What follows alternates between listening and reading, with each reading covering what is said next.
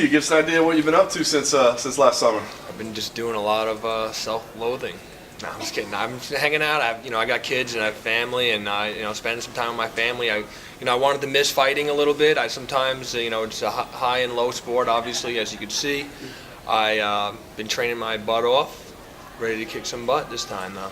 So it was kind of a personal thing. You kind of withdrew a little bit and didn't want to fight? Well, the last training camp was, I put a lot of pressure on myself. I got T-shirts made up for the fight. I had hundreds of people, thousands of people there, friends. I slept in my house the night before the fight, and I put too much on myself, and I think I kind of looked past the fight. I just wanted the fight to be over instead of being excited to fight. I was looking more excited for the fight to be over. And I said to myself, even going into the fight, that I don't want to have that feeling again. So I want to take some time, spend some time with my kids. I got young kids, and I want, I'm like, all right. I took 3 months completely off, and then I just wanted to miss fighting and miss hurting people, as bit weird as that sounds, but I do. And I had a great camp. I enjoyed every sparring session. I enjoyed I wanted to learn again, Whereas I was just maintaining in the past, and now I'm picking up new tricks, and you're going to see a brand new Ryan LaFlare. It's interesting because I feel like throughout your career, you're such a talented guy, but you struggled to get momentum going, right? Yeah, it is exactly. But so you're almost saying that's maybe that's even better. You don't want to stay busy all the time. You want to have the times away. No, I think everyone's different. I think at some points in your career, I'm getting older now. Even though I only have 15 fights, I get hurt a lot. So I'm getting older now, and it kind of you don't want to look at this as a job and just a way to make money. You have to be passionate about it. It's a fight. It's a real thing. It's it's a real fight. It's not WWE.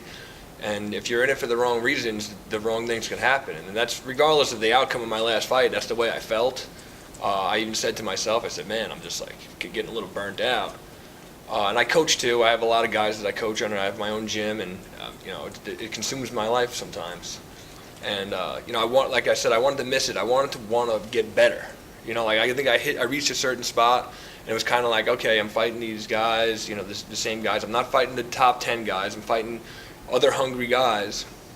I need to be hungrier than them, and I need to learn how to get better and start get back to the top. So the hunger's back, but then you talked about kind of distractions and stuff. And now you're fighting in your backyard again to a degree. No, this isn't my backyard. Anytime I have to go, trust me. I had to travel here. I got here on Tuesday. I stayed here. That was enough to clear my mind, to focus on. I just have my coaches that I've been with since 2007, and I have them with me, and I'm comfortable with them. They know how I work, and I just got to focus on me, which I think is important. Whereas I had 2 other teammates that I also coached them too on the last card, which I think I put a little too much pressure on myself. And lastly, for me, talk about the matchup itself. Alex is a dangerous guy. Maybe cardio an issue at times, but certainly dangerous when he's in top form. What do you think about the matchup? Yeah, of course, everyone's dangerous. We're professional fighters. We're we're trained killers, and I'm dangerous too. Of course, I just got to keep my hands up. I can't be rushing in. I think most importantly for this fight, as long as I'm comfortable, I'm confident in myself, and I'm patient, I can't see it going wrong. Obviously it's a fight, but I've trained properly for this fight. I'm motivated. I'm really looking forward to getting out there and kicking some butt. All right, now it's been brought up before, the finishing rate. You had a perfect finishing rate outside the UFC, and now you come in here, you're still looking for it. Now, I'm a hockey guy originally. Right. We always say if a guy's in a slump, you're squeezing the stick too tight. Is it a mental thing? Are you trying too hard? Are you worried about it? Or does it nag at you at all? Yeah, it definitely nags at me, 100%. I remember my first 2 fights being what the hell? I'm not finishing in the UFC, and then people started calling me the decisionator, and I think after that it kind of felt okay to just do just win these rounds, which I don't think is a good thing. I'm looking for finishes. If you watch my fights, I'm an exciting fighter. I'm not just a patient fighter just looking to get the win. I'm out there trying to fight. I'm out there trying to win decisively. I'm trying to finish the guys. Just I'm also fighting. I think 90% of the guys I fought in the UFC were either ranked or have been ranked in the past. I'm not fighting scrubs. I'm fighting guys. Coming into the UFC, I'm fighting guys who weren't up my level. Now I'm fighting. Everybody I'm fighting at least was ranked at one point in their career. There's not many guys that can say that their entire UFC career. I'm coming up on 9 to 10 fights, and I'm fighting good guys. I want to finish them. I'm going to try to finish them, but me not getting caught and not making bad mistakes is more important right now. Coming as a guy who was working for CompuStrike to Right. where you are now, and even having main evented with Demian Maia, do you ever look back at it and go, "Wow, this is absolutely crazy how far I've come in such a short time"? Yeah. I mean, it seems like a short time because I only have 9 or 10 fights. I've been in the UFC since 2013.